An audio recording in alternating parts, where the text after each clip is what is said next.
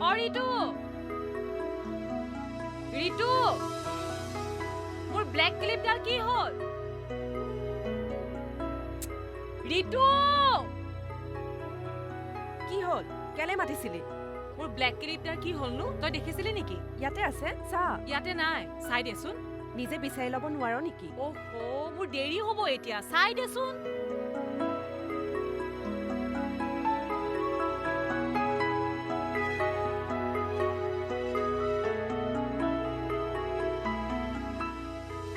এইটো কি ক'ত সোমাই আছিল জানো নেদেখিলোৱেই বিচাৰিব জানিলেহে দেখিবি বস্তু এটা বিচাৰিবলৈ লৈ তোৰ চিঞৰ বাখৰহে বেছি হয় হ'ব দে লেকচাৰ মাৰি নাথাকিবি বিচাৰিবও নাজানো আৰু বিচাৰি দিলে উল্টাই তোৰহে খংটো উঠে চুপ থাক আজিৰ পৰা মোৰ বস্তু নলবি তই নলবি আমাৰ বস্তু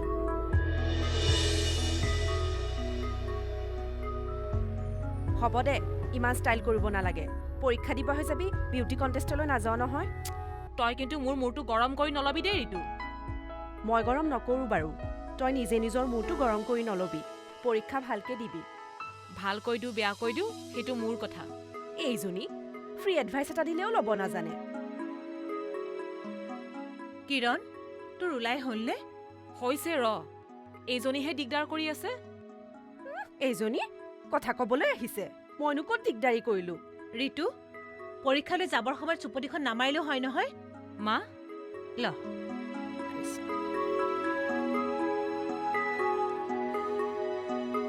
যাওঁ মা যা ভালকৈ লিখিবি হ'ব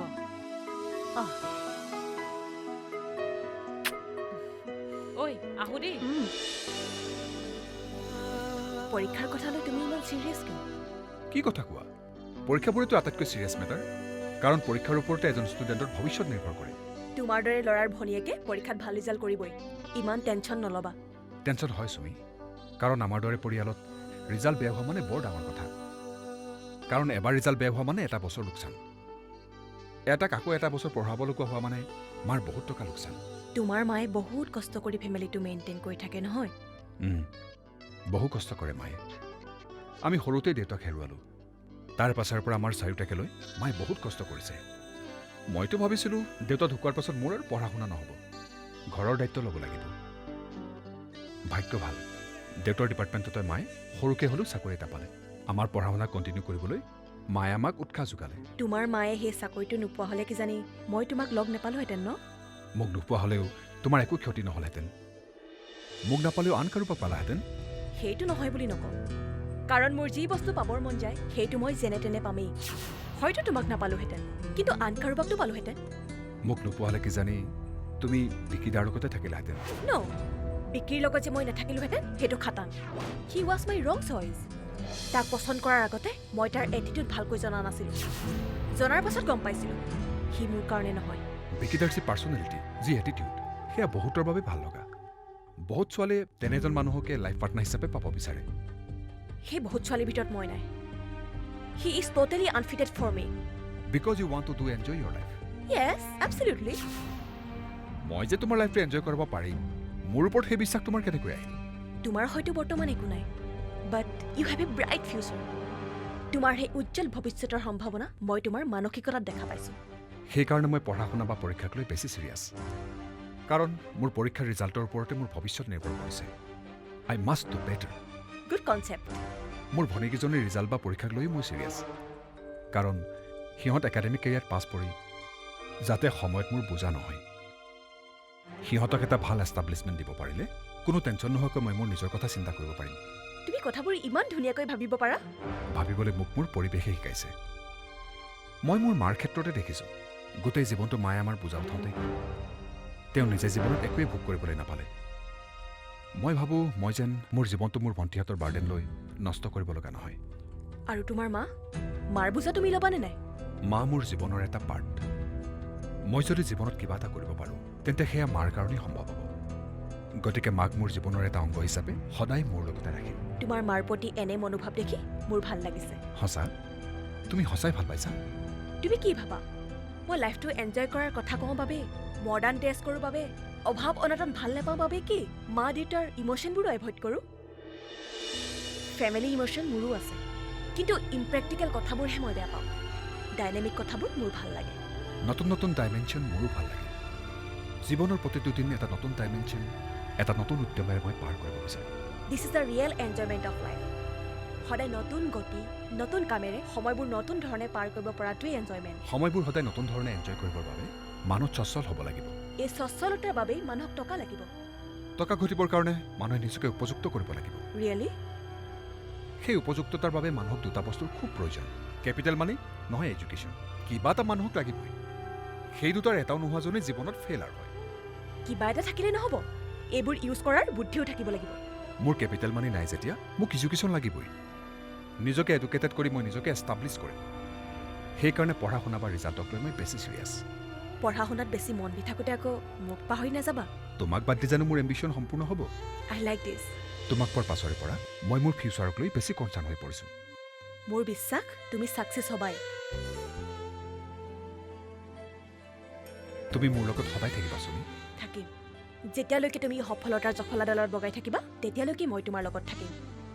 যদি মই অসফল হওঁ, I hate the failure.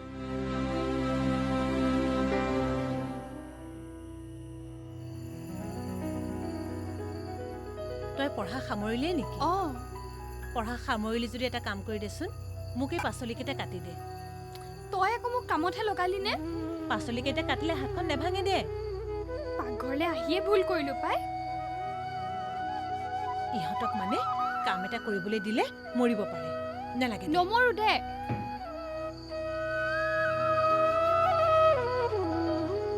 মই নিজে কৰিম। নালাগে। উফোন পাতি থাকিব নালাগে দে, মই কৰিম।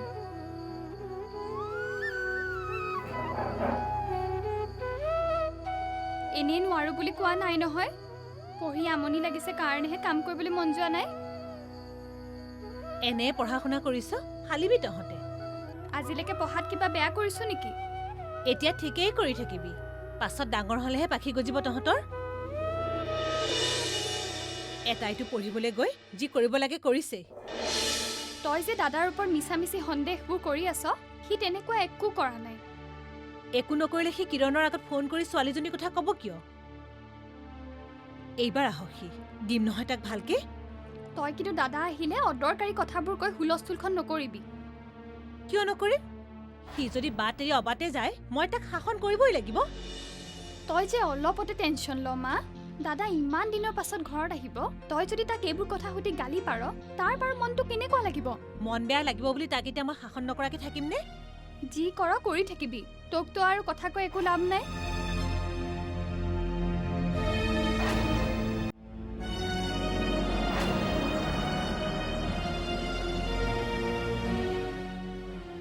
কি হ'ল? এই মাজনী যে কি নহয়। কি হ'ল? তোক কিবা ক'লে নেকি? দাদাৰ কথাটোকে লৈ মূৰ গৰম কৰি আছে। কি তোক কিবা কৈছে? দাদা ঘৰলৈ আহিলে বোলে গালি দিব। মায়ে দাদাৰ কথাটোত বৰ ভয় খাই আছে ন? চাচোন, দাদা ইমান দিনৰ পাছত ঘৰলৈ আহিব, তাক যদি এইবোৰ কথা কৈ গালি পাৰে, সি জানো ভাল পাব? মায়ে কথাটো গম পাই বৰ বেয়া কথা হ'ল। গম পালে বুলিয়ে মা ইমান চিৰিয়াছ হ'ব নালাগে নহয়।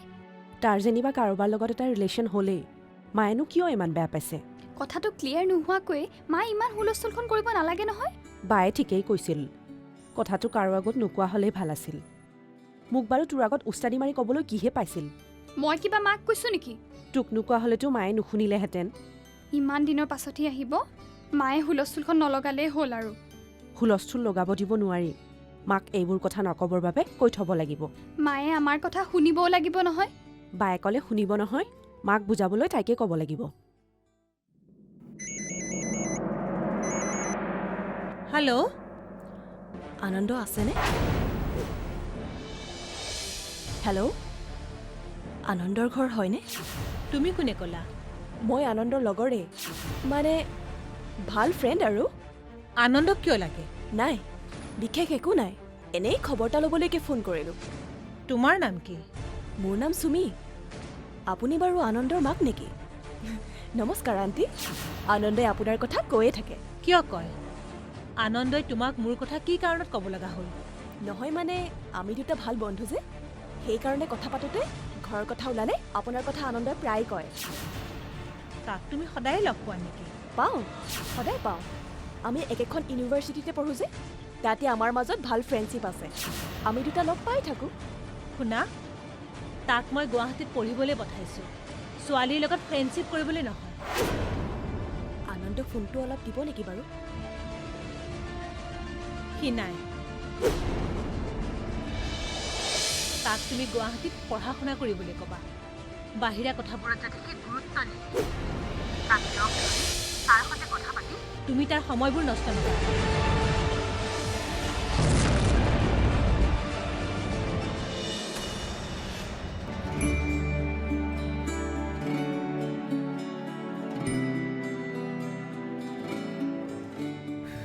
হ'ব বাৰু, নিদিবি আৰু। একো নহয়, খাই দে। তই খাই দে বুলি ক'লে মই খাব নোৱাৰো নহয়, পেটটো মোৰহে। হোষ্টেলৰ খোৱা বোৱা যিহে, ঘৰত থকা দিনকেইটাতে ভালকে খাই ল।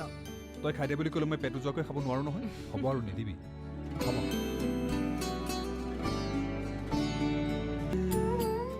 আনন্দ, তুমি বোলা ছোৱালীজনী কোন?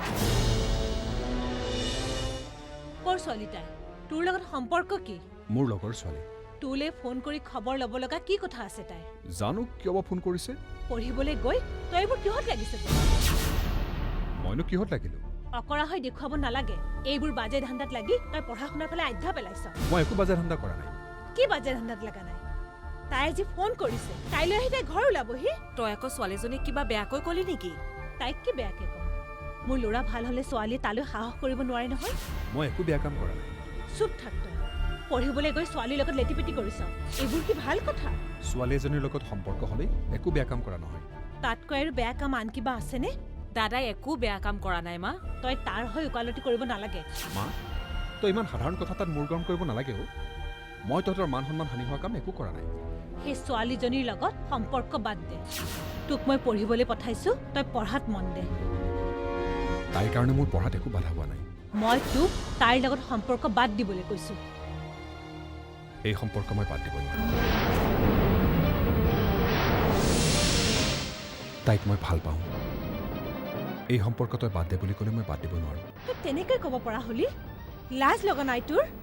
সেইবোৰ কৰ কি ছোৱালী কি ঠিক আছে? সিহঁতৰ কি বিশ্বাস আছে? বিশ্বাস আছে। তাইৰ ওপৰত মোৰ পুৰা বিশ্বাস আছে। তোৰ ওপৰত এই গোটেই ঘৰখনৰ দায়িত্ব আছে। তিনিজনী ভনীয়ৰৰ দায়িত্ব আছে। চবৰে কথা ভাবি মই মোৰ নিজৰ কথা পাতিব নোৱাৰো নহয়। মোৰ কথা কোনে ভাবিব? মোৰ নিজৰ ভৱিষ্যতৰ কথা ভাবি মই তাইৰ লগত সম্পৰ্ক বাদ দিব নোৱাৰিম। তোৰ কথা ভাবিবলৈ মই আছো নহয়। মোৰ জীৱনটোক লৈ মোৰ ডাঙৰ সপোন আছে। তই ভাবি দিয়া ভৱিষ্যতটোৱে মোৰ সপোন পূৰা কৰিব নোৱাৰে। তেন্তে তই যা, তাইৰ লগতে থাকি তোৰ জীৱনৰ সপোন পূৰ্ণ কৰ। তই পঢ়া শুনা বাদ দে, এই ঘৰখনৰ কথা চিন্তা কৰিবলৈ বাদ দে। তালৈকে গুচি যা, তাইৰ লগতে থাকগৈ। কিন্তু মোৰ পৰা আৰু এটা পইচাও নিবিচাৰিবি।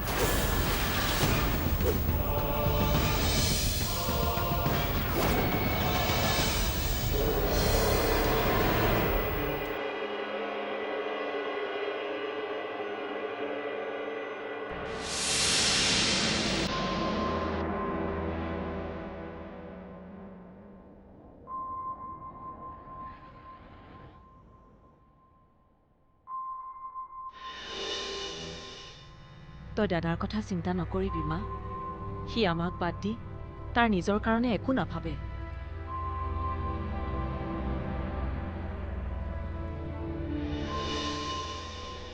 তাৰ যদি কাৰোবাক ভাল লাগিছে লাগক দে। কাৰোবাৰ লগত সম্পৰ্ক এটা হ'ল বুলিয়েই তই তাক ইমান বেয়া পাব লাগেনে? সেইবোৰ চহৰৰ ছোৱালী, তাক আমাৰ পৰা আঁতৰাই নিব। সি যদি ঘৰখনৰ কথা চিন্তা নকৰে তেতিয়া কি হ'ব কচোন? এজনী ছোৱালীৰ বাবে ঘৰখনক পাহৰি যোৱা ল'ৰা আমাৰ দাদা নহয় মা। তাৰ কথাৰ সুৰ শুনা নাই? সি বোলে নিজৰ কথা ভাবিবলৈহে তাইৰ লগত সম্পৰ্ক কৰিছে। মই ঠিক বুজিছো, তাই তাক লোভ দেখুৱাইছে। লোভ দেখুৱালে বুলি আমাৰ দাদাই লোভত পমি নাযায়। সি তোৰ ল'ৰা। সি মোৰ ল'ৰা বাবেই তাক লৈ মোৰ চিন্তা হয়।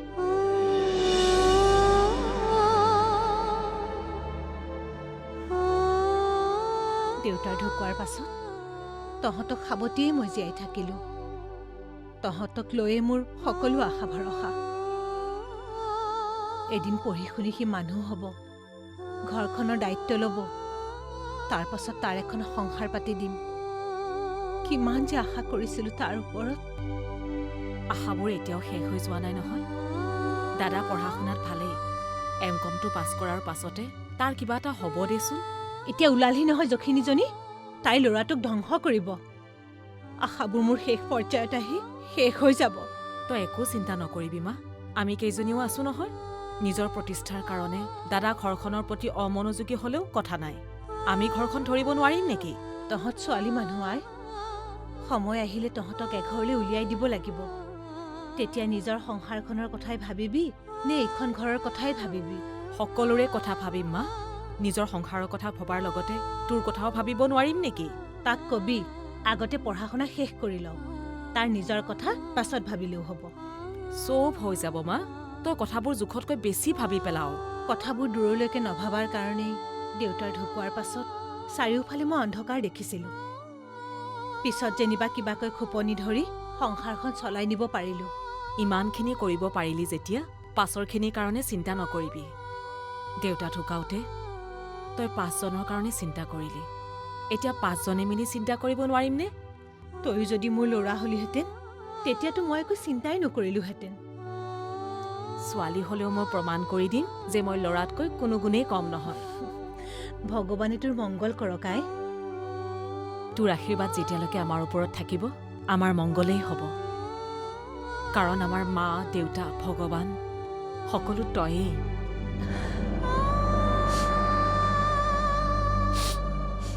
তই আমাৰ ওপৰত কোনোদিন অসন্তুষ্ট নহবি মা। তই হাঁহি থকা দেখিলে আমাৰ ভাল লাগে।